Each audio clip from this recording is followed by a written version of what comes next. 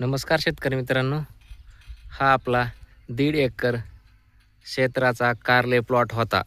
त्यामध्ये आपण अर्धा म्हणजे 20 काकऱ्या कारल्याचा जशाला तसेच फाउंडेशन ठेवले आहे व अर्धा प्लॉटचं फाउंडेशन काढून रान ही फ्रेश करणार आहेत। आपण ह्या अर्ध्या राहिलेल्या प्लॉटमध्ये उन्हाळा टमाटो लागवड करणार आहोत। त्यामध्ये आपण सेमिनिस कंपनीची अथर्व व्हरायटी लागवड करणार आहोत। ह्या सर्व उन्हाळा टमाटो व्हरायटीचे सर्व नियोजन आपल्याला यूट्यूब चॅनलवर मिळेल। हे आपले तिसरे पीक आहे। आपण मे 2025 रोजी टमाटोची लागवड केली होती व आपण ऑक्टोबर महिन्यामध्ये कारल्याचे दुसरे पीक घेतले होते। हे ह्याच बेडवर ह्याच फाउंडेशनवर तिसरे पीक आहे।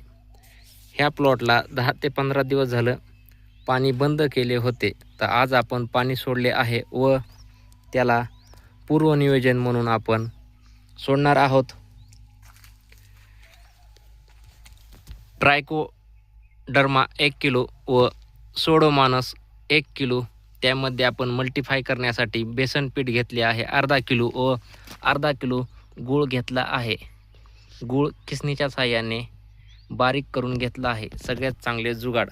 व आपण ह्या बॅलरमध्ये मल्टीफाय करण्यासाठी 24 ते 48 तास भिजू घालणार आहोत व आपण ह्या प्लॉटला ड्रीपद्वारे सोडून देणार आहोत। आपल्याला पहिल्यांदाच चान्स असतो की जैविक सोडण्याचा, नंतर रासायनिक चालू केले की जैविक सोडले तरी काहीही फरक पडत नाही। त्यामुळे आज आपण ट्रायकोडर्मा व सोडोमॉनस घेतले आहे। आपण बॅलरमध्ये टाकूत। हे आहे ट्रायको 1 किलो।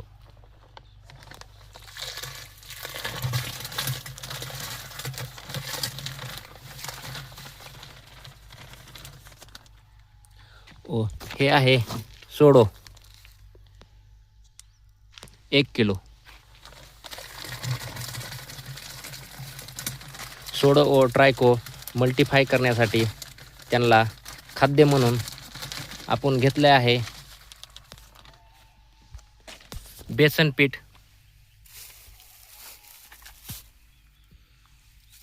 1/2 किलो।